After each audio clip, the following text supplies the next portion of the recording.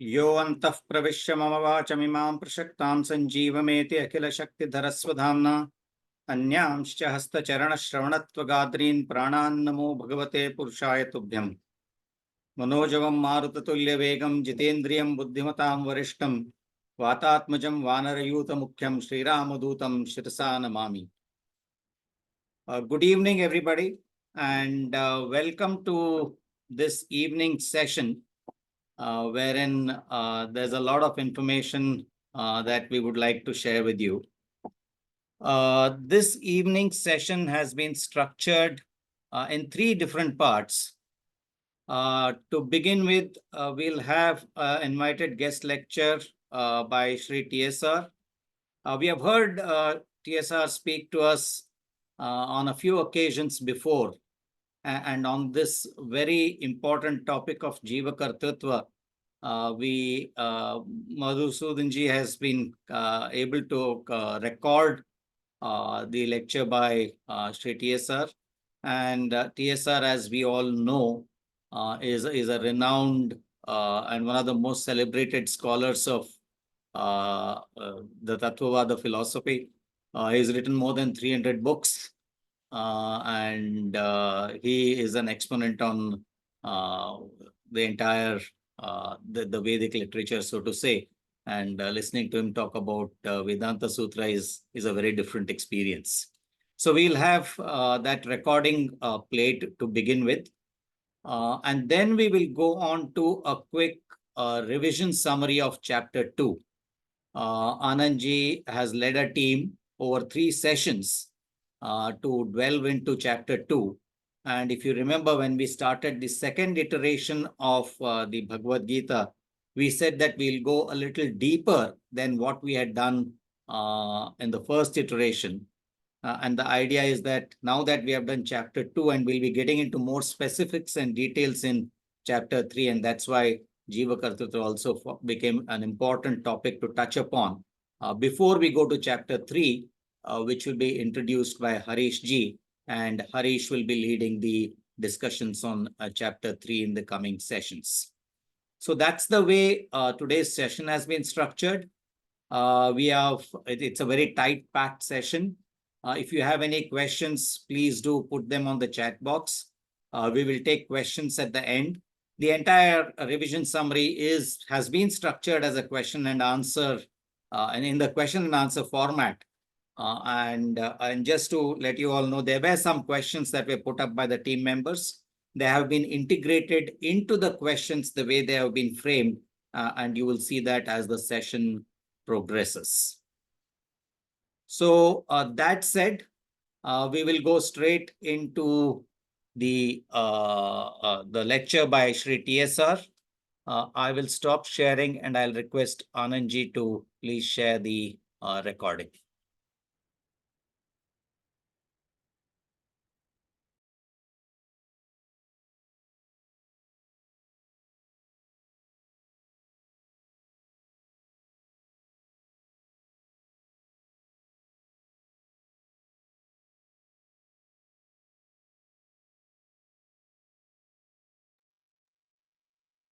Anandji, are you on mute by any chance? I'm not able to hear the audio. Prabhakavat Narsimhonkira Jnana Matadvanta Divakaraha Jayatya Vidisha Jnana Sogashakti Pradonidhi. The of the subject Jiva Kartatvada in Sanskrit, or action or agency of the soul in English, is most important. Unless we understand this properly, my humble opinion, devotion to Almighty may not be proper. Therefore, I have written a book in the year 1994, Jiva Kartatvada, both in Sanskrit as well as in English. At the request of many from Tamil Nadu, I have written the book in Tamil also, Jivan Sayalpadum Theorem, like that. The book consists of 3 parts. Part A, Jiva has absolutely no capacity to do work at all. That is Kartatva Meva Nasti. He cannot act at all. For which many pramanas, pramana means authorities, are given. Then number 2, part B says, Jiva has got the capacity to work. Therefore, that is number of slokas from Gita, number of slokas from Pramanas, Upanishads have been given. Then part C, the reconciliation between part A and B. Under Brahma Sutras, there is one Kartatva Adhikarana. What I want to say, consisting of 10 sutras, starting from second Adhyaya, third Pada, 33 to 42. These 10 sutras and Bhashya commentary thereon should be understood. The same point has been dealt with in Mahabharata Tatparya Nirnaya, 22nd Adhyaya, from slokas, that is poems, 68 to 88, about 21 slokas. That is a discussion between Draupadi and Dharmaraja, and also enlightenment by Bhima. Having all these things in background, this book has been written.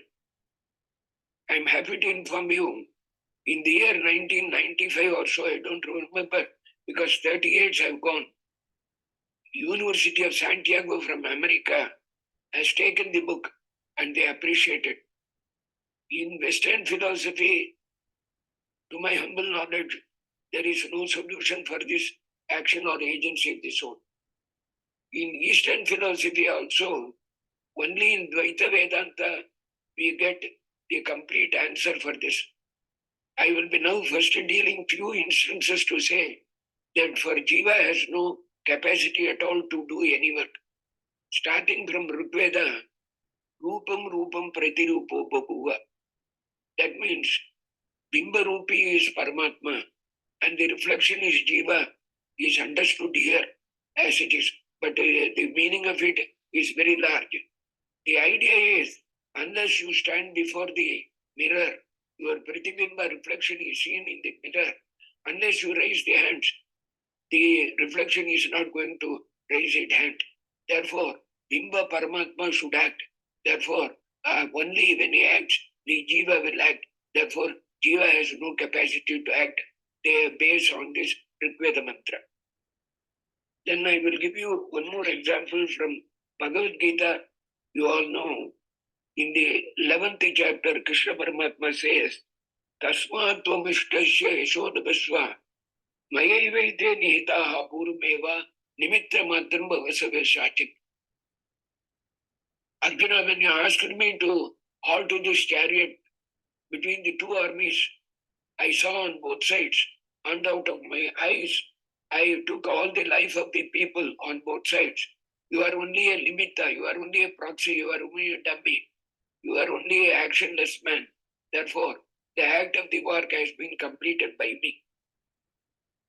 If you go to Brahma Sutras, Sarvatra Prasiddho Padeshat, you can note 211.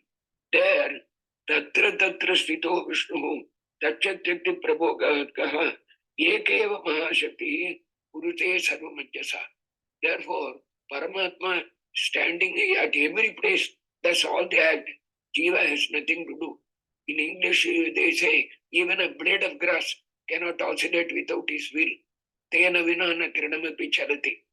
Therefore, the Jiva has no capacity to do any work. Therefore, no karma can be done by him. Then the classical sutra on this is 2.1.24. Asmadivatu chata anupatti om. Asma means stone. There the Jiva is compared to a stone. Stone is not doing any work, Therefore, we are just like a stone, a chetana, insentient object. In Mahabharata, there is a classical example for this. Yata darumahim yosham naraha tirasamayataha inge tyangamangani tato rajanimaha prajaha. Just like you would have seen the dance by the doll, where man will operate, he will be invisible. But he will ask the doll to prostrate, it will prostrate. He will ask the doll to clap hands, it will clap hands. Like that, the Jiva is there. Therefore, Jiva has no capacity to do any work unless it is done by somebody else. And there are many, many examples I have given in the book, which you can kindly read because it will take a lot of time. At least a week is required to explain about all these points. Therefore, ultimately it boils down to the place that there are pramanas, there are authorities to show that Diva has no capacity to do any work. That is part A.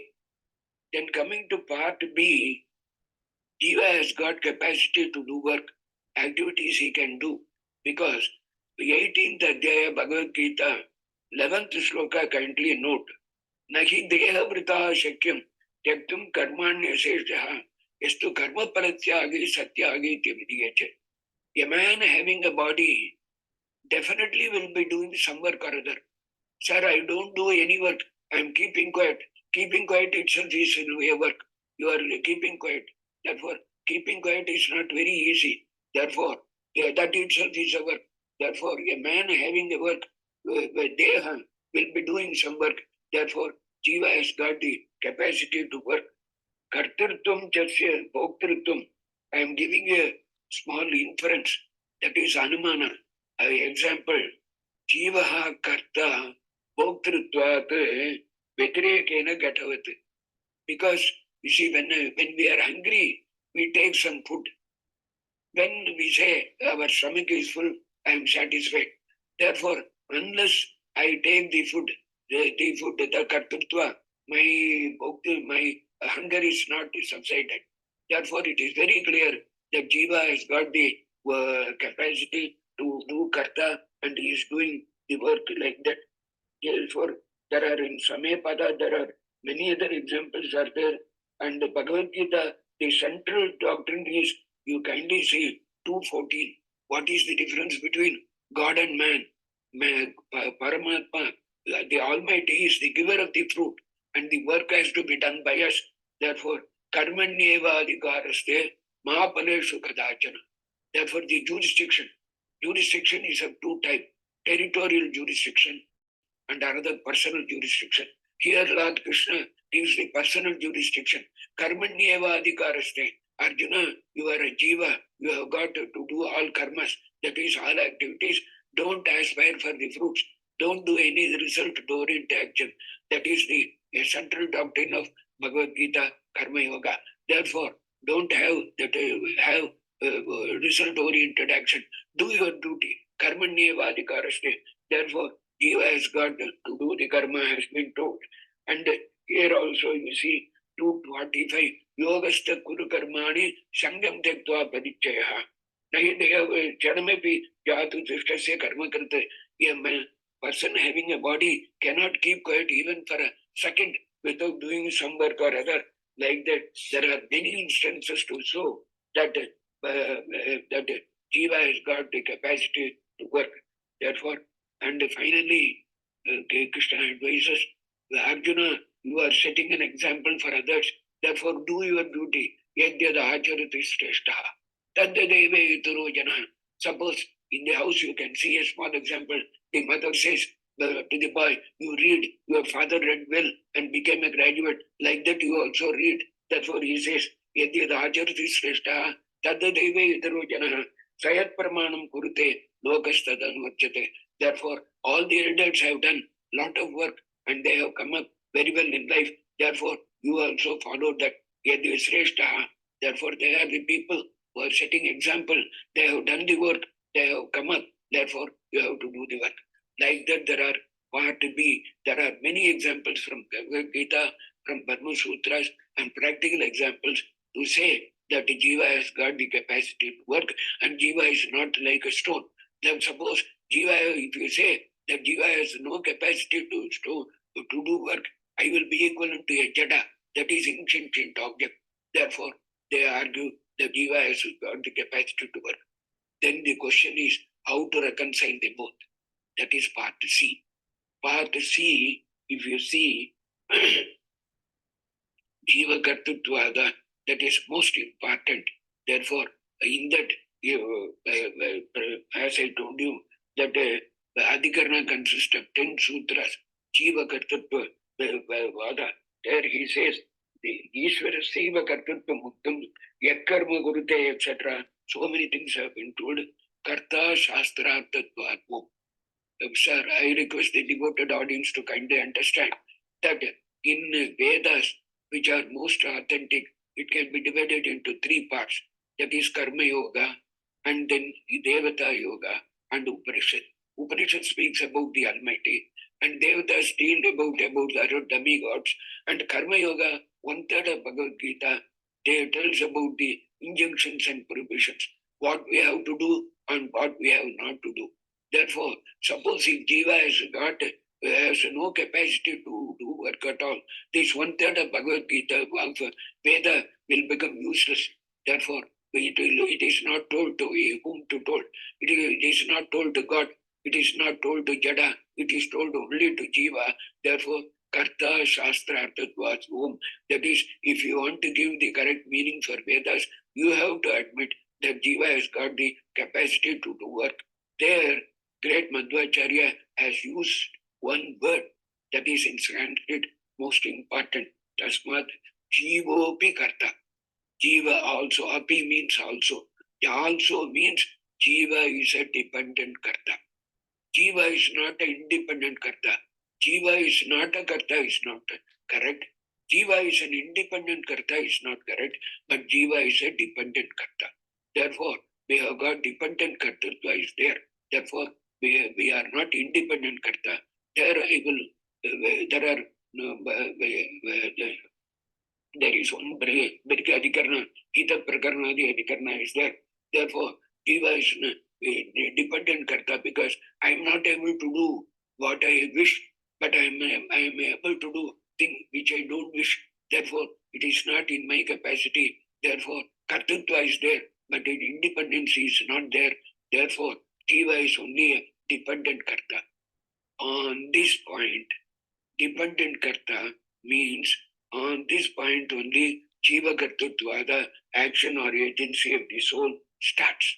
If you understand this, for which before that, before starting that, I will take you to Mahabharata Tatparanya, the gist of the conversation between Draupadi and Dharmaraja took place. Ajnatavasa, that is life incognito, was over for 1 year. Then Dharmaraja is taking meals from Akshay Patra and keeping quiet. Then Arjuna asked, Raja, our period of exile is over, our period of incognito is over. There, the atrocities are being done. Therefore, we must go and take our own part of the property. We don't want others' property.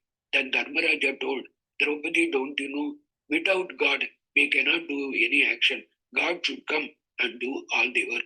Then only we can go. Then Draupadi asked one question. When you are hungry, you are eating. This God has come and helped you to eat. You are eating. That when you want to go for work, you stand up and go for work. Therefore, you take permission from God. Don't tell like that. Then Arjuna, Dharmaraja was unable to answer. He told, it is a big thing. It is running for about 10 slokas. Then Dharmaraja out of anger says that you are a woman, don't talk too much. Then at that time, Bhimasena comes and says, I am really ignorant. He never calls his brother, elder brother. He never calls in any other way. He says, Rajan, Vishnu Sarvakarta, Nacha Anyata, Tatantraha, Eva Anyadavsam Swatantraha, Tatapi. He calls his elder brother Rajan, I am asking you as the king. I am a praja. I am a citizen. Therefore, I have got a right to ask you. Therefore, tatapi pumsaha vihita karmam karyam. Therefore, what are all stipulated in the Vedas? Injunctions and prohibitions. What are the prohibitions we have not to do? What are the injunctions we have to do? Therefore, your answer is not correct. Therefore, you have to do your duty. You are a Kshatriya. Therefore, we have to go and have a dharmic work. There it comes. Kindly read Mahabharata Tatparanya, that is 68 to 88. The crypts of that you can find in the 10 sutras here. Therefore, now Jiva has got the dependent Karta is proved. If it is dependent Karta, kindly understand. Suppose if I commit a mistake, I am not doing it independently means why should God be punished? Why should God punish me? If I am not a dependent karta, suppose if I do a good act, why should I be rewarded? God alone should be rewarded. At this juncture, I request you to kindly see how in the Western philosophy, in Bible there is one chapter called Confessions. There Saint Augustine says, "Oh God, you created me, I understand. You are a just God because you are punishing me for my evil deeds and you are rewarding me for my good deeds. That also I understand. But alas, I don't understand what is that propels me, that pushes me to do a good act or bad act. Alas, I have no answer. That is exactly the Jiva Kartatvada. That is exactly Swabhava Kya Hata Kya Yatu Pratamam Karanam. I am coming to that. Dependent action means the man does independent process. Therefore, if I do a wrong thing, I am not doing dependent. I am a God only does means he should be punished. If I read Shastras and good charities, etc., the reward should be given only to God. It is not like that. Therefore, I am dealing with the last sutra alone. On that, two important points I want you to tell.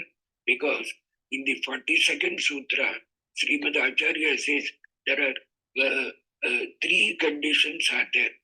Anadi karma, prayatnam cha, swabhavakya, hatakya, yadu pratam karam. For that, the translation is Anadi karma prayatnam cha, samskaram apekshitu, Ishwaraha karyat sarvam. Everything is done by Ishwara, is not denied. Then why should one man read and why should one man sleep? Therefore, the man is sleeping is not also independently sleeping. Therefore, don't tell fault on him. The man who is reading and coming up, he is not also doing, he is also dependent. Therefore, don't reward him like that. Don't tell for which the answer is given in the last sutra. Om Krita Prayatana Pechatu Vida Prisheda Peyatyadigavo. That means Paramatma does everything. God does every action, but he takes equally 3 points into consideration. Therefore, don't attribute Vaishamya or Nairganya, that is impartiality or biased nature or cruel nature to God. Because for me to give the lecture, he takes 3 points into consideration. For you to hear this lecture, he takes 3 points into consideration uniformly. He is not taking 2 points for one man or 1 point for another man and 3 points to another man. If it is there, then you can say it is partial. What are the 3 points? Most important. One, anadi karma. That is anadi karma. The karma is anadi. It has no beginning at all.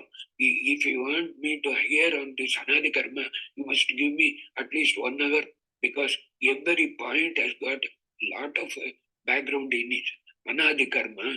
Then prayatna, that is effort of the man, effort of the person. Then samskara means swabhava, that is the nature of the soul. Swabhava, inherent and intrinsic nature of the soul. These 3 points to take into consideration. I was giving a lecture on this Yivakartatvada about 30 years back in Bangalore in the presence of great Swamiji, Vidyamanya Tirtha Swamiji. At that time, I saw some people dancing out of joy. I couldn't understand why they do. Next day I got a letter because here you see anadi karma prayatnam cha samskaram apekshitu. Therefore, a man who is lazy can take shelter. God has asked you to do prayatna, that is effort. God has asked me not to do prayatna, therefore I am sleeping. Therefore don't call me at fault. Then the answer for that is, because I am giving you the final answer, the answer giving for that is, this prayatna depends upon the anadi karma. If my past karmas are good, I will do this prayatna. Therefore, God says, I am not responsible for that, my dear gentleman. Therefore, he is doing prayatna because his anadi karma is good. You are not doing prayatna because your anadi karma is not good. Therefore, when there is an answer to that, I don't interfere. The next point on this will be this anadi karma. This anadi karma is whether he is dependent on you or not. If you ask a question in Vedantic philosophy, whether God can do it, God can do anything, but you have to understand why he is not doing. Therefore, this anadi karma, it means dravyam karma cha kalascha, swabhavo jiva evacha, yad anugrahata santi, na santi edu. Therefore, if you ask God, if you make anadi karma for all of the people, same, that won't be fight at all. If everybody is Arjuna, there won't be a war. If everybody is Duryodhana, there won't be a war at all. Therefore, the Anadi Karma, the Prayatna depends upon Anadi Karma, you told, very good. That Anadi Karma is under your clutches. You can see that Anadi Karma is made equally uniform to all. Then there won't be any disparity at all. For which the Lord says, this Anadi Karma depends upon Swabhava. Hata means in Samskrita, Swabhava kya hata kya yatu pratamam karan. The nature of the soul. Because I want you to understand, because in Eastern philosophy, in the nature of the soul, there are three classification is only told by Dvaita Vedanta philosophy, which you cannot find in Eastern philosophy, in any other philosophy. With regard to Western philosophy, because God created soul for them, they never also go into the but God or the devils are not created. You are seeing in Bhagavad Gita, second chapter up to sixth chapter, the same point has been deemed by Lord Krishna. Therefore, I am not going to all those points. Therefore, Paramatma replies, Anadi Karma definitely he can make uniform, but it depends upon the Swabhava, nature of the soul. If you understand this last point, you have understood Jivagatattvada. Then next question, you may ask, that Swabhava also depends upon you. Dravyam karmacha kalascha swabhavo jivevicha. Therefore, this Swabhava also depends upon you. Therefore, suppose if you make everybody like Arjuna, where is the question of war? Definitely, at that time, you have to understand what is meant by Yavadravya Bhavi and Ayavadravya Bhavi. You see, the Swabhava is also a part and parcel of the soul. It is indivisible. You can find a man without arm. If you ask me, I can tell you from Garuda Purana why he has lost the arm. Because he has done so many sins in the past, he has lost the arm, I can say. You can see a blind man. I can give you the explanation why he is blind. Because in the Purva Janma he has committed so many sins like this. Because of that, he is not having eye. But I am talking of the soul. For the soul, there won't be any soul without hand. There won't be any soul without anything. You can see in Bhagavad Gita, second chapter, on this very well from Shloka 12 onwards. Therefore, so it is indivisible. Like that, you cannot take a hand out of the soul's body. You can take the hand out of this material prakrita deha consisting of blood and bone, but not in the soul's body. And like that, indivisible that is called Yavadri Vibhavi, the Swabhava. Swabhava is Yavadri Vibhavi. I am giving you a small example for that. The whiteness in cotton. Suppose if you are able to take the whiteness in cotton and put it in ink, and it ceases to be a cotton. Ayavadrivi Bhavi Dharma means that is when you take the quality in the object, the quality itself will be destroyed. That is called Ayavadrivi Bhavi Dharma. Ayavadrivi Bhava means you can take the quality, but the padartha, but the entity will remain. I will give you an example. The green hood in mango will be there. After 10 days, it becomes yellow. But the mango is very much there. The fruit is very much there. But the color will gone. It is called Ayavadriva Bhavi.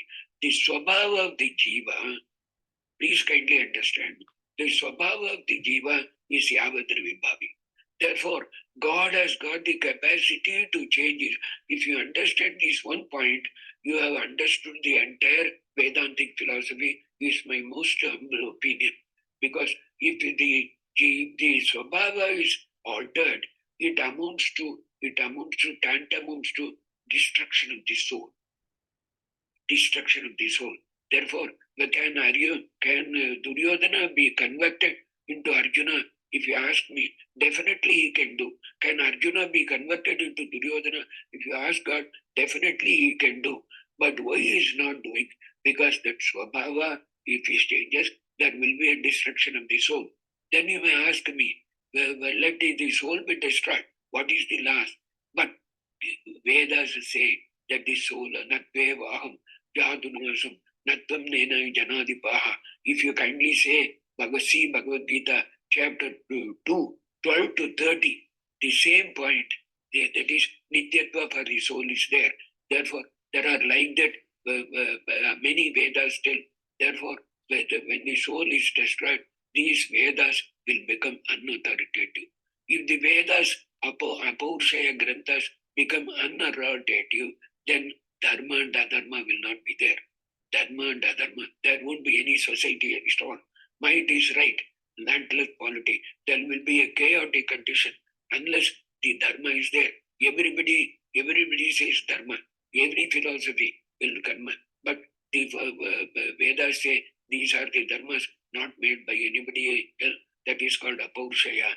Therefore, that Apaurushaya Vedas says that the souls are not created. Therefore, if the Swabhava is altered, is erased, then that is a destruction of the soul. Then Vedas will become apramana. Then there will be no society. There will be no dharma and adharma also. Therefore, whatever comes to our thing, to mind, we can do. Might is right. That will be the policy. Therefore, Jiva Kartutvada, kindly understand. I have only briefly given you the jot down the points. If you can kindly interested, you can take that book. Madhu will be having that book. Book number 3, written in 1994. See, there I have dealt with each and every point with regard to the with regard to section C, that is reconciliation of Diva is a dependent karta, on which 10 points are there. Therefore, one point is I'm telling you, Paramatma follows the 3 points, and therefore he is acting accordingly. Therefore, his independent is lost. Independent is not lost because all the 3 points which you told are obedient to us. Therefore, like that, step by step, the argument goes. And if you really want to understand this Jiva Kartutvada, kindly read that book. And on the Jiva Kartutvada, at least in the krama of lesson, lecture, 1 week if the class is taken, some we will be able to understand. Unless we understand Jiva Kartutvada, and say because always the human psychology is to see that fault is put on others. Even my mother used to tell, we are doing so many good things, still God is punishing me. No, not at all. I used to tell my mother, but don't tell like that. God is punishing me. You are doing good deeds. It is karma. You don't know what is your anadi karma. Then you may ask me one more question. Anadi karma. Anadi means no beginning. Karma can anadi karma will be there. Because any karma done below 14 years is not taken either for punya or papa. Suppose a child, 6 years child, tells a lie, it is not a papa. It is not a sin. If I tell a lie, if it is a sin, therefore, how can it be anadi? And another thing is, we get this human janma after so many births, like the tiger, etc., animals, etc. Then how can anadi will be there? Then kindly understand, karma is of 2 types. One is manasika karma and another is bhakya karma. That manasika karma means tiger has also got a mind, When you take a gun and go before it, it runs away. Therefore, it thinks in the mind that he is going to commit harm for me. Therefore, the mind is very constant. Jiva has got the mind. Therefore, manasika karma, these are all the subtle topics involved in that. Therefore, anadi karma is there. Anadi karma depends, prayatna depends upon anadi karma. Anadi karma depends upon swabhava. Therefore, that swabhava is the final word. That is why that when I sent that book to the university, they wrote a letter that we are not able to fully follow, but we understand that some answer you have given. This is, I have kind of bird's eye view of Jiva Kartatvada. Kindly understand. Therefore, we have got a man is doing bad deeds, you are able to see but he is flourishing. A man is doing good deeds, you see he is suffering, because it is not due to the, if you say he is doing good deed, therefore reward will come to him in this janma, in this birth itself, then you are ignoring anadi karma. We don't know what we have done in our previous birth. We don't know. Suppose even if we commit sins too and enjoy in this life, it is not because we are committing sins and enjoying.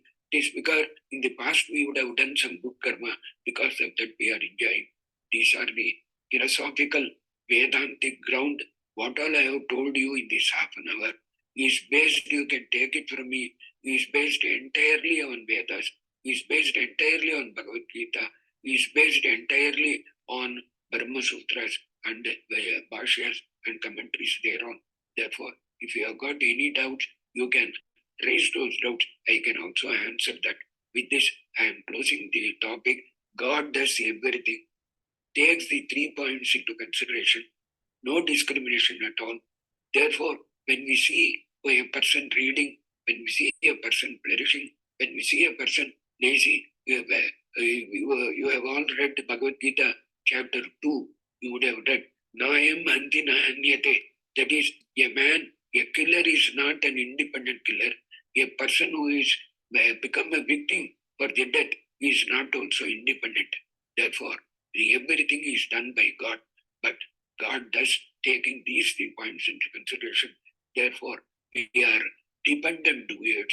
We're not independent to it. Definitely not. Swatantratva is not with the Jiva at all. Swatantratva is not with Mahalakshmi also. God is only one person, independent. Pratantro Bhagavan Vishnu Ekeva.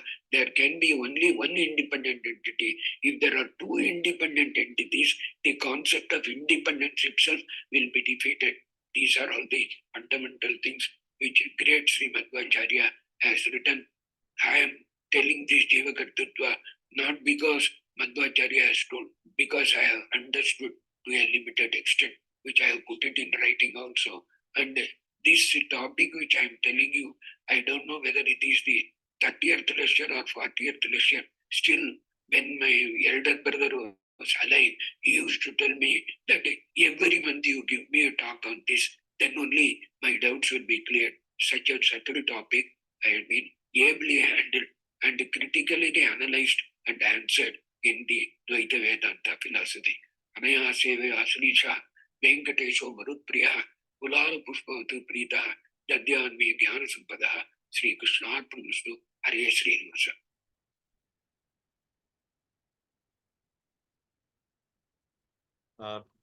We will convey thanks to TSR for what perhaps is one of the most lucid and very clear and succinct explanation of this very subtle topic, which continues to be debated for hours and hours together when the learned people get together. So we'll get back to the next portion in the next section in today's session, which is the revision of chapter 2. So here, as we are all aware, Anandji did 3 sessions with the team on chapter 2. So Madhuji was to join, but unfortunately he's having some internet connectivity issues. And so if it's possible and he gets connectivity, he'll certainly log in.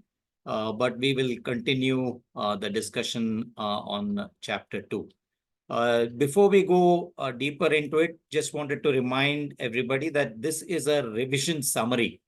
What was done in 3 sessions, we are trying to compress it in 30 minutes. So focus is on the type of questions, and the panel will answer the questions briefly, and then we'll move on. The idea is to brush up what was talked in chapter 2, and you will see that a lot of elements that TSR just brought out in his lecture are touched upon in chapter 2 anyway. So this is just a kind of a whirlwind, fast summary of what was done over 3 sessions. So that said, before we get into it, so we did touch upon this part of the Jiva Kartritva. And in day-to-day terms, what does it mean? When I say I am doing something, how does it happen? This was beautifully dealt with by Neetaji when we were doing chapter 18. So maybe 30 seconds, 1 minute, Neetaji, if you could just remind us of this chapter, the shloka from chapter 18, please. Thank you, Sureshji. Yes, just a very quick summary. We did this, chapter 18 shloka. Adhishthanam tatha karta karanam cha prathak vidam vividhascha prathak cheshta daivam chaivatra panchamam. So we have to remember 5 things when we are doing any activity or any action. Is that the abode or where Adhishthanam, so where we're doing it, whether it's if you take body or earth, and the karta. Who is the karta? Independent karta, Shri Vishnu. We've heard Shri T.S. Uncle just mentioned that, who's independent, and jivas are dependent kartas. Karanam, so we need lots of senses or indriyas or instruments of action. So if I'm like listening or talking, we need the computer, needs computer or etc. So prathak cheshta, we need effort or prayatna and activities by the body, mind, etc. And without daivam, without virtue, without Sri Vishnu's grace, we will not be able to do any activity. So when we say when I'm doing or when I'm doing this activity, remember that there are these 5 features that we have to remember, that all these are required for any action that we do. So with that, I think we'll go ahead with the summary of second chapter. Thank you. Thank you, Neetaji. Very brief and very nice summary. So with that, dwelling now deeper into chapter 2, this is how we went through chapter 2 over 3 sessions. There's Krishna's rebuke, there is Arjuna's Vishada, then we got into Sankhya, there is the Dharma part of it, then we got into Yoga, and then we got into Sthita Prajna. So we'll try to structure questions on a similar, in a similar flow. And the first question, perhaps, to Anandji is that we do see in while up to say the 8th shloka of chapter 2, something where Arjuna started with his a lot of supreme self-confidence, with a lot of ahankara, sthapaitva. I mean, take my chariot is what he was instructing Krishna to say that, I am in such a state that it doesn't matter what I get. I don't think I'm going to ever come out of the outcome of this kind of a war. And therefore, as Sanjay concludes and says, Nayotseiti Govindam, I'm not going to fight Krishna, is how Arjuna concludes his arguments. So, Anandji, the question to you is that what made Arjuna, the great warrior, say, I will not fight? Hari Om Sri Krishna Namaha. Thank you, Sureshji. Arjuna was a great warrior indeed. He had a stellar reputation for fighting for justice as a Kshatriya. But as you said, he comes to the battlefield of Kurukshetra fully prepared. He was roaring to go. In fact, he instructs Krishna to stop his chariot between the 2 armies. He says, I want to see who are these great warriors who are fighting on behalf of Duryodhana. So he had a bit of arrogance there. So Lord Krishna takes the chariot and stops in between the 2 armies, exactly where Bhishma, Drona, and all his kith and kin are there. Then it dawns upon Arjuna. He's come up with this profound compassion for the kith and the kin, the abhimana, the attachment. And he starts worrying a bit about all this, and he's thinking, am I going to fight with these kith and kin of mine? Will there be bloodshed? Am I going to betray them? He knew pretty well that he's a Kshatriya, and fighting for dharma was his duty. But at that point, he was taken aback because of this abhimana or attachment. Then he starts giving various excuses like gloomy future, bad results, incurring sin, getting tainted with the blood. And then he goes into a mood of self-pity, wherein he says, I have no desire for the victory. I don't want the kingdom. I don't want the sovereignty. He in fact says, I don't want the lordship over the lords. Let Duryodhana and his his army slay me, unarmed and unresisting. He goes to the extent of saying to Krishna, we are committing a crime. Where is the wisdom, Krishna? Dharma will perish. Adharma will be upheld.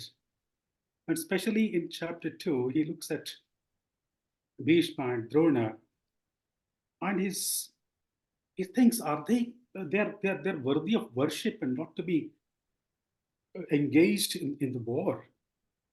And he's also at the same time, he's also thinking one-sided that he's going to win the war. He's not even thinking whether he's going to win the war or lose the war. So with all that confusion and Arjuna being a Paroksha Gnani, he realizes that he is confused. He realizes that his senses are getting clouded. He is in a state of a delusion probably, and him being a Paroksha Gnani, he prostrates in front of Krishna and surrenders himself to the Lord and asks to show him the right path. And that's where the great warrior says, Govinda, I will not fight. Thanks, Anandji. So then we move on from there. In response to what Arjuna said, one of the first things that Krishna is saying that, you are mourning for what is not worthy of grief. So that's so fundamentally he's trying to say, the wise don't, lament either for the living or the dead. So the question that comes to the mind is that, what is it that Arjuna is grieving about? You just touched upon it. Maybe taken forward from there. Grief is a commonly experienced emotion by all of us. So what is it? How do we understand when Krishna says the wise do not grieve? And what are the reasons that Krishna gives for the same, Anandji? If you could continue, please. Yeah. You rightly said, grief is something experienced by all of us. It's perfectly all right to grieve. So what Krishna is saying here is, it's unwise to grieve for someone who are not worthy of grieving. So if you look at Bhishma, Drona, one look at them are they worthy of being grieved? Although he says they're worthy of worshipping. But looking at them, although they are great people, they have always supported Duryodhana. They've always turned a blind eye for establishing the justice or righteousness. So Arjuna was thinking, am I going to kill them? He was a bit confused. Are they going to be permanently destroyed? Or their body is going to be destroyed? Soul is going to be destroyed? And when Krishna says, the wise or the learned men grieve for neither living nor dead, he goes into this the whole verses of Sankhya Yoga. Here comes the Sankhya philosophy, wherein the wise men who have understood the Sankhya philosophy in depth do not grieve for living nor for dead.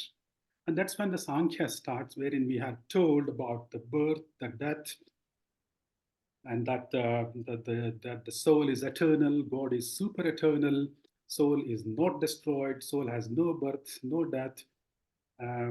It's the body which takes the birth, it's the body which perishes. Birth and death are inevitable, and some of the shlokas touch upon acquiring the new body as changing the old clothes and taking on the new clothes. And one of the shlokas, in fact, compares it to the aging process. As the baby is born, there is a childhood, youth, and old age, and death, and the transmigrations of the souls. The souls are neither killed nor anyone can kill the souls. That's when Sri TSRG was saying, Nayam Hanti na Hanyate.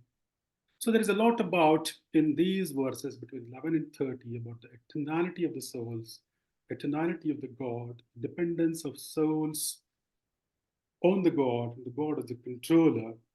So there's a whole lot about Sankhya philosophy here. And before I end on this, Lord Krishna also touches upon being detached, because Arjuna had this attachment towards his kith and kin. In one of the verses, he says, Matra sparshastu kaunteya, where he's saying being detached from pleasure and pain. He gives the examples of day and night, heat and cold.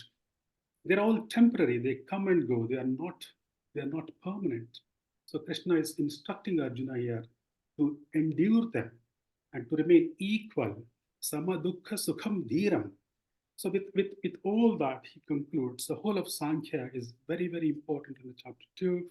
It deals entirely about the eternality of the souls and the nature of the God and dependency of the souls on the God.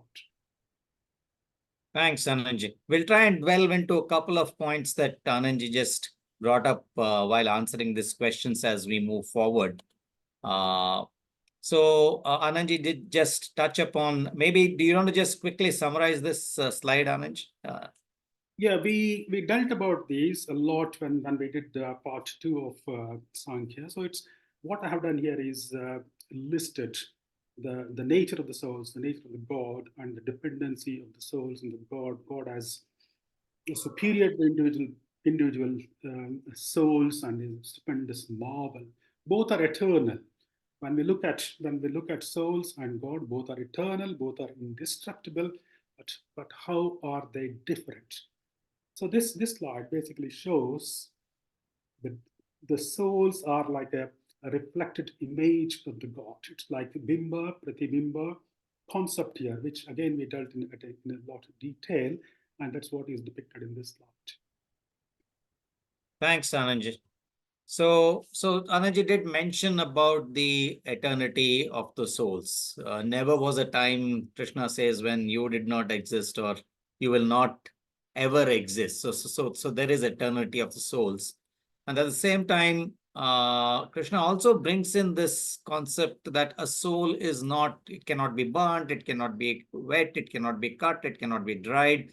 So how does one understand this eternity or the indestructibility of our existence? Shushruji, if you could kindly summarize the understanding on this topic of eternity of souls, please. Yes, as you have put in these 2 shlokas, it is very clear from the teachings that jivas have always existed, so they're eternal. And as TSR said in his lecture, it is not that the Lord creates these souls; they are permanent and eternal in nature. So the soul is eternal, and the nature of the soul is also eternal. And I think there was a question asked in on Sahiti by Pragneshji, I believe, as to why they have mentioned these particular verses that the weapons cannot destroy it or the wind cannot dry it and things like that. So the understanding that I have is that souls are not material.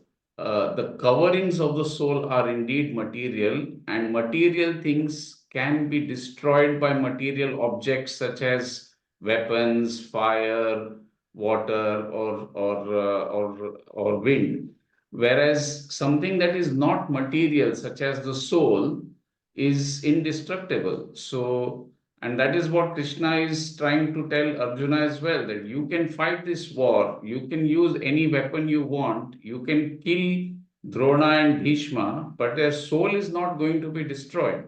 So you don't have to worry about it, mate. You just do your duty. So that is my understanding of the eternality of the souls. Thank you, Shushruji. So fundamentally, what we are saying is that we will always be there. And I think it's been touched upon by TSR also at the beginning. So having talked about this, the next concept that Krishna does bring up in chapter 2 relates to dharma or duty. So he is actually telling Arjuna that, if you don't fight this war, you're going to incur sin. So a couple of questions is when you say Atha Chetpamimam Dharmyam, So that when you translate it, it becomes fighting the war. So how does one understand this dharma and karma? If karma, if you say, is duty, and dharma is the path. So it's translated into karma here. So the question that I'll request Neetaji to touch upon are these, and a very maybe a simple or a silly question is, there is this foot soldier on the Kaurava army who's following the orders of his commander. Now, is he doing the right? I mean, he's not fighting for dharma. So what's his position? How does one understand that part of it? And then the last thing to touch upon when we are talking about this dharma and doing and knowing. So Krishna in this entire chapter is telling Arjuna, Uttishta, get up. I mean, fight, fight, fight. So he's doing, in what way is it related to knowing? Are they two independent things? They're parallel things, or they supplement each other? All of this, a lot of questions, but Neetaji, very quickly in the shortest possible time, if you could touch upon this and help us just remember, refresh our memories, please. Thank you. So let's take the first question. What is dharma? So when we discuss this in our detailed discussion, we talk about dra meaning hold or support. So someone who supports us. Also, we cannot give one definition to dharma. It's what is right, what is just, etc. But in this context, let's say in Arjuna's context, we mentioned 6 things. One is duty, duty of a warrior, which Arjuna was. Arjuna was a warrior. Arjuna was a prince, so it was duty of a prince. That was dharma. Dharma is also bow, the Gandiva. So not to insult, Gandiva was lying down on the floor of his chariot. So not to insult that, so that he had to lift that up. So bow, Yudhishthira, Dharmaraj is also dharma in this context. Again, Vedic command is called dharma, and Vishnu or God or doing devotion to God is the main or ultimate dharma that we all have to follow. So that is in short dharma. Of course, there are many more meanings, so you can read that or listen to the previous lecture. Coming to Swadharma, what is Swadharma? Swadharma is personal or individual dharma, which is applicable in particular context or particular situation or maturity or profession. So depending on your profession, so here we talk about soldiers, so fighting, teachers teach, doctors treating, etc. So that would be your Swadharma depending on your profession. That's what is important. A very good question is dharma's duty to. So we know what dharma is now, but what is karma? So if we know what karma is and what is dharma. So karma is, in previous lectures we've heard karma. Kara means tax and ma is knowledge. So it's the tax that we give as coming in, coming into this janma. So karma can be in different forms or in different ways, speech or thought and action. So what we kaya, vacha and manasa. So it can be good or bad. And then again, different classifications of prarabdha karma, sanchita karma, etc. Now, just a very quick example of dharma and karma difference, my understanding, of course, is like, example, teaching would be their swadharma, but karma, how they teach, what they teach, etc., would be that the karmas that they are doing. So, so that would be that's the difference I've understood. Okay. Next question. I thought this was very, very interesting. Foot soldier question. Are they doing the right thing? Are they doing the defending the right? So duty of a soldier as such is to fight. So they're doing their swadharma, definitely. But if they are fighting on the righteousness side, say on the Pandava side, they would have got more punya. This question leads to further questions like why were they on Kaurava's side? So I think the answer was in Sri TSR Uncle's lecture that it was the Swabhava, Anadi Karma and Prayatna, that is what would have put them on Kaurava's side, and that's why they were there in that position. Like, I mean, there are many other questions for everyone to think about. Could that person have left and gone to the righteousness side? What if it is done as a prayer to Lord Krishna? Would that make a difference if he's on on Kaurava's side? Okay, those are my thoughts about second question. The third one, again, jnana and karma, this discussion will happen further in next few chapters, but very quickly, Krishna is asking him to fight, but fight with what knowledge? With the correct knowledge, he should be fighting. So knowledge is important. So three important things. The right knowledge is to do the duty according to varnashrama. So according to his ashrama, which is his a kshatriya, to do a duty with nishkama karma, so which is like not thinking of the outcome. And third is do it as a prayer to Lord in Bhagavata Arpana Buddhi. So these are the three important things, that knowledge they have to have when he's fighting. So not just fight, but fight with this knowledge. So important thing about the relation between karma and jnana is the karma we do has to be done based on the knowledge, and then we get more more knowledge. So this cycle will continue. Our karma should improve our knowledge, and it should be an upward journey with the proper knowledge, not getting the wrong knowledge and going downward. So it should be an upward journey with the karma leading to knowledge and knowledge leading to karma. That's the summary. I hope it's good. Thank you. Thank you. Thanks, Neetaji. So as you rightly said, the next chapter perhaps dwells the last question into much in further depths. So we're talking about karma, and now from dharma we're talking about karma. So we come to this question on discharge of duty, and then this beautiful verse here where Krishna goes on to define yoga. So the question to Anandji is that you're talking of equanimity, you're talking about balance, equally in terms of success, failure, but know what, Arjuna is standing in the midst of this huge army, and he is faced with the task of fighting a war. Fighting a war will evoke anger, it will evoke revenge. I mean, the common emotions that are associated with war. And Krishna is saying equanimity, etc. I mean, and would it not sound as if this advice is slightly out of place here when Arjuna is about to fight a war?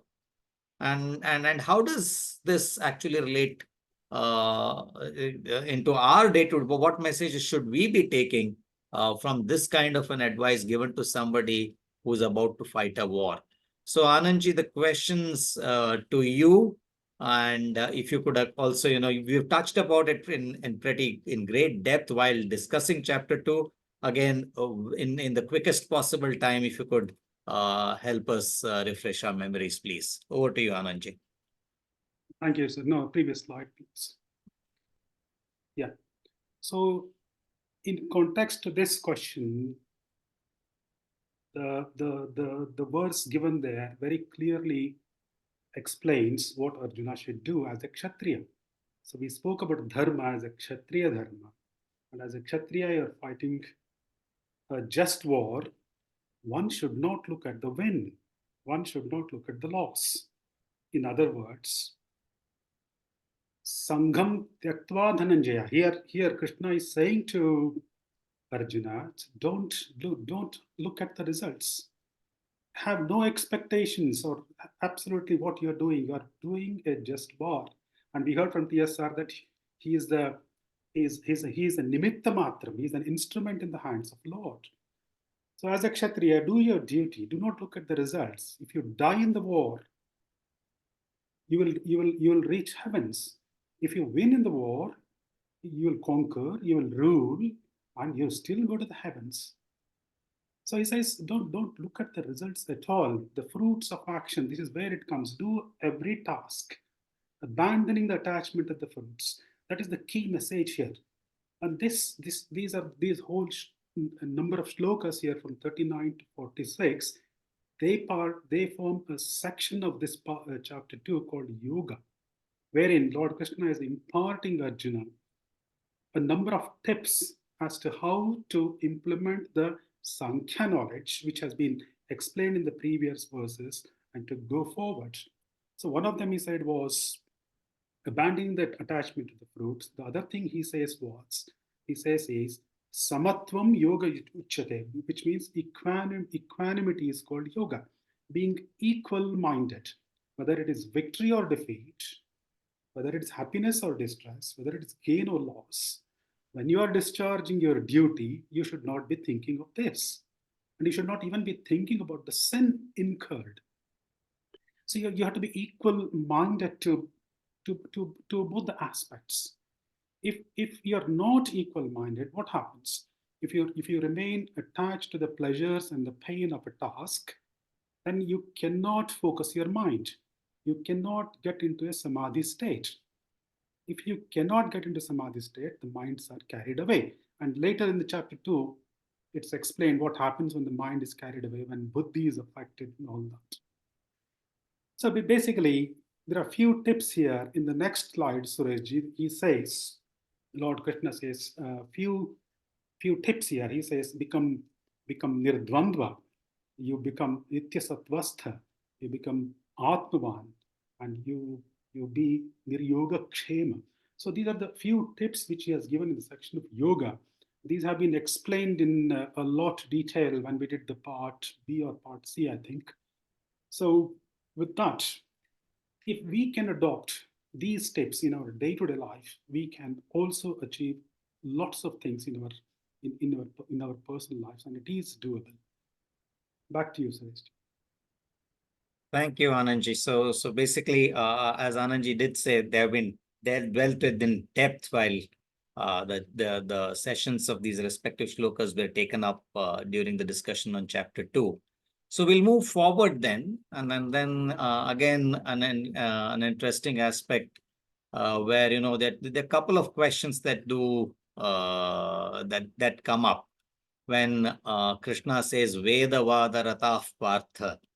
And then he also Yavanartho. So that these two shlokas I just picked up to just prompt a question about what is it? What does Krishna mean by Traigunya Vishaya Veda?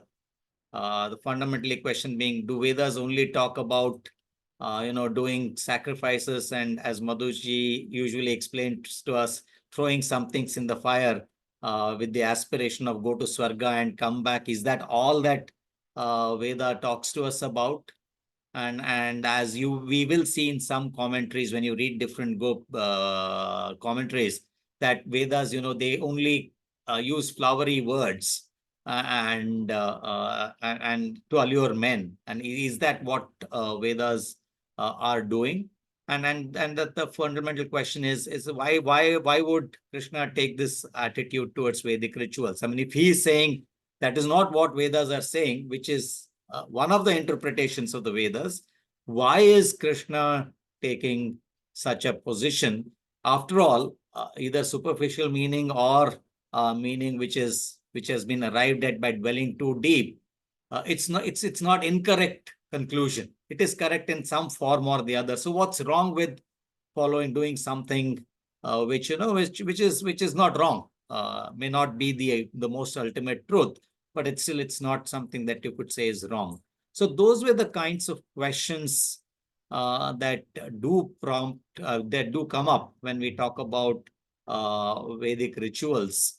So very briefly, just to say that yes, Vedas do talk about when read superficially, they do talk about getting rewards for actions. But Krishna is very clearly saying that those with limited knowledge, those who are not able to, go deeper into the ocean where the pearls are hidden, they just skim through the surface, and that's what they will end up with.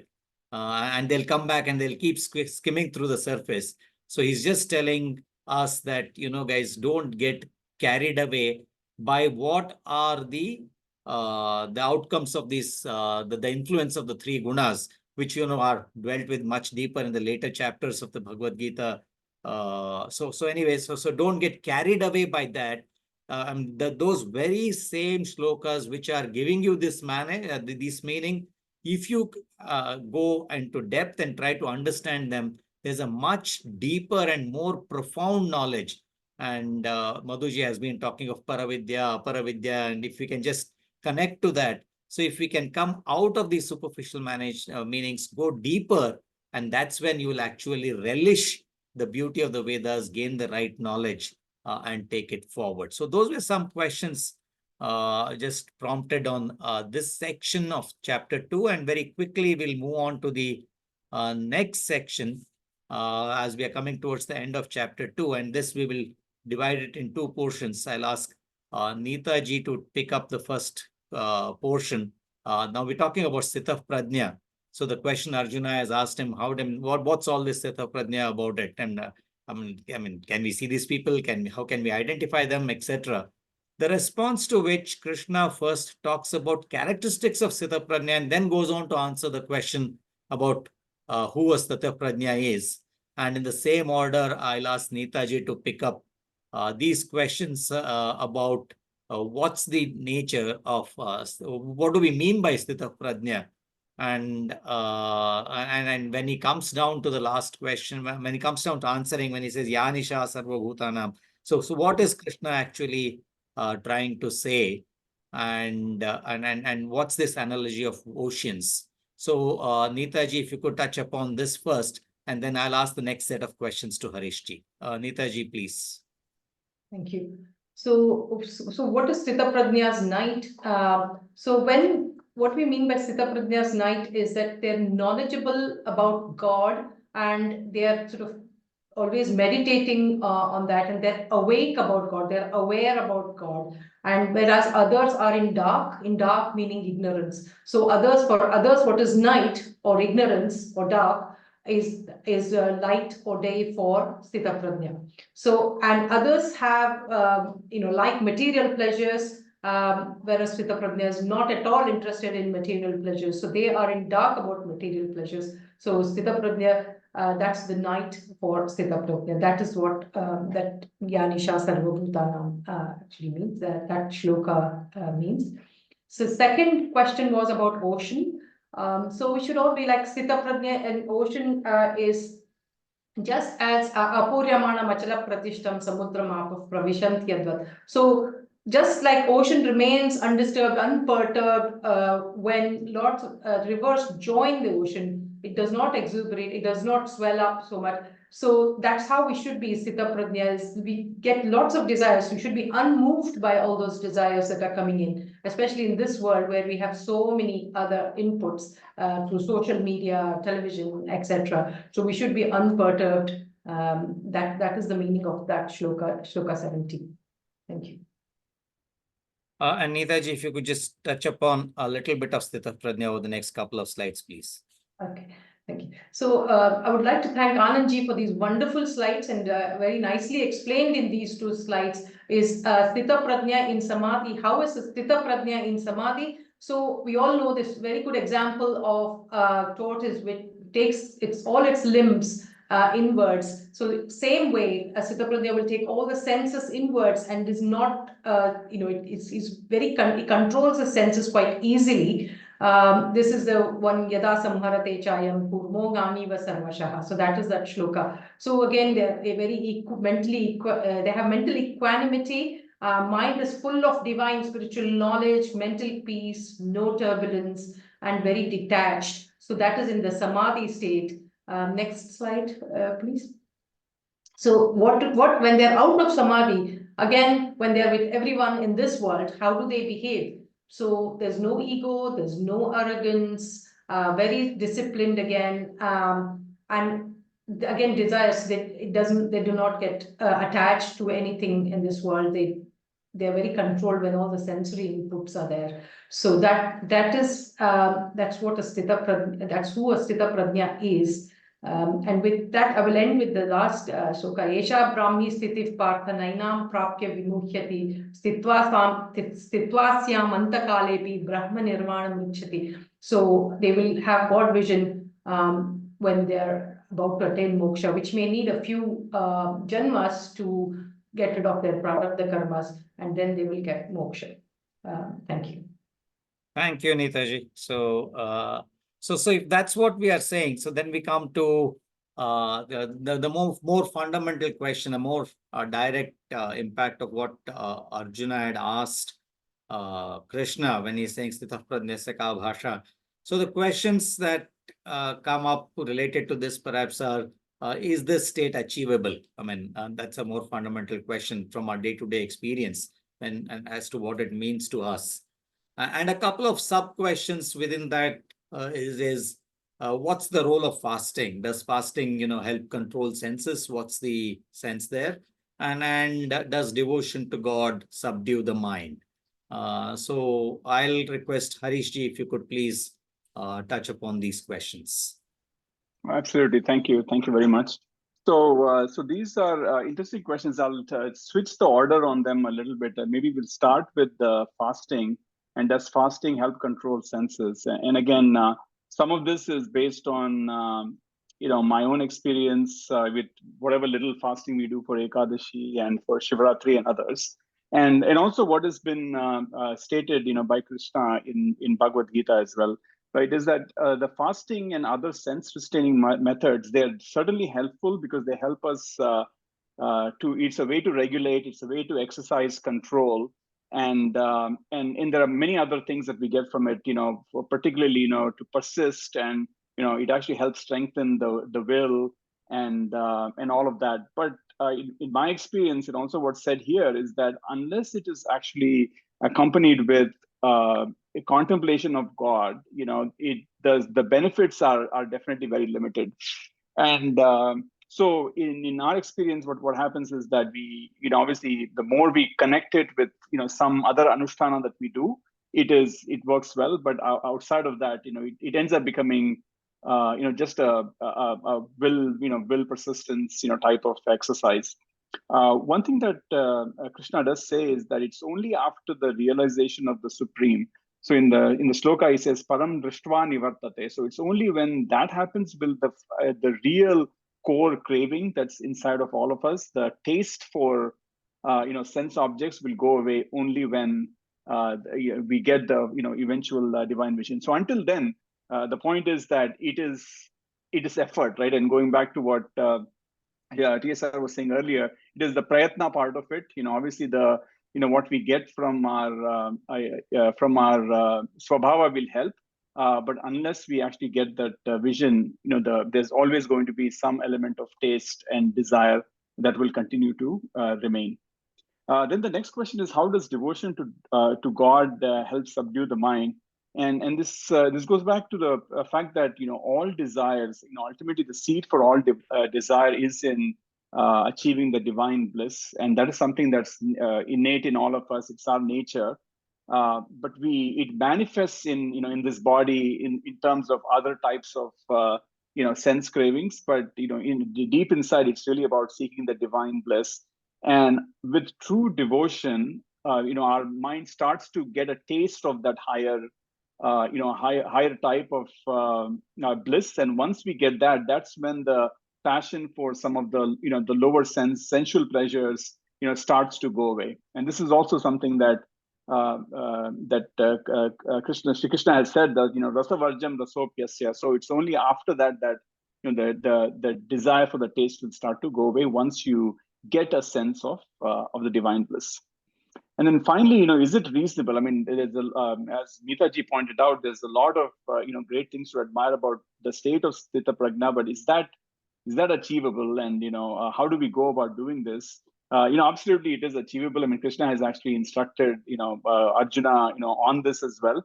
But is the path easy? I mean, this is where I started to consult some of the Kathopanishad verses that we did earlier, where there was a whole Valli where Yama talks about the indriyas and the sense control, and how you withdraw from yourselves, from your senses, and start to focus more on your on your inner being.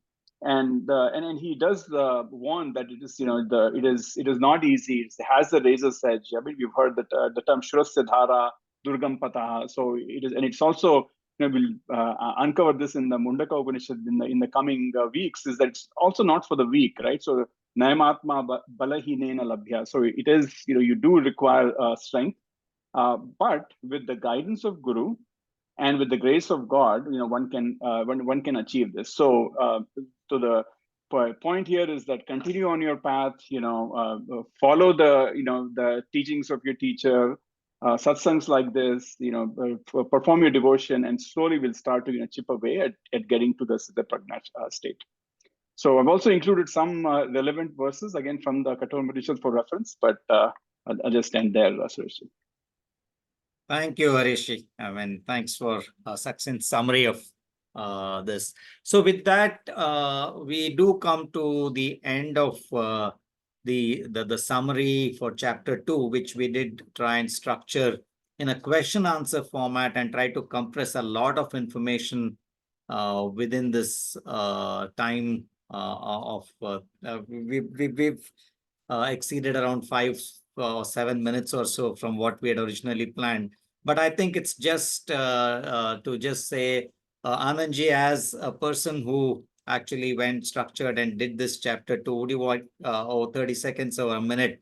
Would you just like to share some thoughts? And then Harishji will come back to you for the chapter 3 part of it. So Anandji, quickly, if you could just share some thought. Thanks, Surajji. Chapter 2 of Bhagavad Gita is considered as the fundamental chapter of the entire Gita. It answers Arjuna's, and through Arjuna, everyone's basic questions about the purpose of the life, the transient nature of life, the cycle of births and deaths, the concept of dharma, the concept of devotion to the God, the responsibilities of everyone in the society, and the entire Sankhya knowledge about the soul's God relationship, the Bimba Pratibimba concept, and so many things. They're all critical teaching from all the scriptures like Vedas, Ramayana, and Mahabharata. So the remaining chapters of the Bhagavad Gita, they serve to expand on the concepts presented in chapter 2. So hence, the chapter 2 is a very important chapter, and I'm glad we have been able to put it together and summarize today. And thank you to everyone who has contributed to this. Back to you, Suresh. Thanks, Anandji. So thanks to you, thanks to your entire team for this rather interesting and an in-depth discussion of chapter 2 over the last several months now. So 3 sessions, that's fundamentally, and today's session, so 3.5 sessions, so to say, to dwell on what's a fundamental, what's the foundational stone for what's going to come in the rest of Bhagavad Gita. So clearly, which will then coming next session, we will get into chapter 3, and Harish ji has kindly volunteered to lead the discussion on chapter 3. So Harish ji, if you could just tell us what we should be expecting as we get into discussion on chapter 3. Excellent. So it's the ending with the Chitta Prajna point. Arjuna actually starts off chapter 3 with the question that, well, if you say so many good things about knowledge and achieving the state and all, then why are you asking me to to go back and fight? I mean, that doesn't align with all the great qualities of Chitta Prajna. So I think he starts with that question, and again, it's a lot of good discussion from Krishna on the karma and the purpose and the types of karma and how karma can be seen as a type of yajna, and the importance of doing karma with detachment. So we thought we'll actually break the discussion into 2 parts. So the next one, which is end of April, is when we'll talk about karma and karma as a yajna, and how you do this with detachment. So there's a lot of very interesting and deep concepts there that we can cover. And then we'll have another session where we'll cover about this karma for jnanis and this karma for for everybody else, and then how the gunas influence your karma, and of course that we come back to the topic of desires again, because that will also have your have influence on the karmas and ways to control. So that's the way we'll break it up. And obviously there are large shoes to fill with Anandji having done an amazing job with chapter 2 and Sureshi. So I'm looking forward to getting some help from the participants here. So reach out to me. If not, I will probably reach out to at least the some that I have worked in the past. So yeah, really excited to work on this, Sureshji, and looking forward to some help there. Thank you, Harish ji. And before we conclude today's sessions, if there are any quick questions, maybe we could take just 1 or 2 questions.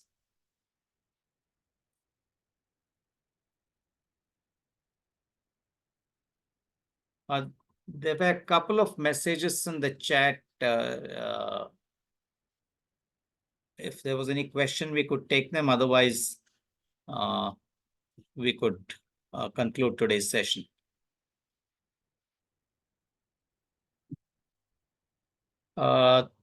If not, yeah, doesn't look like so. So thank you all. Thanks for your participation. And we will close today's session with a prayer. End of the day, what we have learned is fundamentally, if there's one message, we can't blame anybody else for where we are, what we do, and what we are doing. And prayatna is something that we cannot run away from. So we need to put in our efforts. Though it is dependent, as it's very clear, we have kartrutva, we have an obligation to do our duty. And with that message, and we saw devotion to God does help subdue the mind and take us towards that. And as we had seen earlier, so bhakti plays one of the most important tenets. And we'll close today's session with a prayer for bhakti. I've taken the shloka there to say, Matar me matarishwan pitalatulla guru bhratrarishtapta bandho Swamin sarvantaratman najara jaraita janma mrityamayanam Govinde dehi bhaktim bhavati cha bhagavan nurjitam nirnimittam nirvyajyam nishchalam sadgunagana brahatim shashwatim ashudeva. Sri Krishna Arpanamastu. With that, we come to the conclusion of today's session. Thank you all. Good evening and good day. Krishna. Hare Krishna. Hare Krishna. Hare Krishna. Hare Krishna.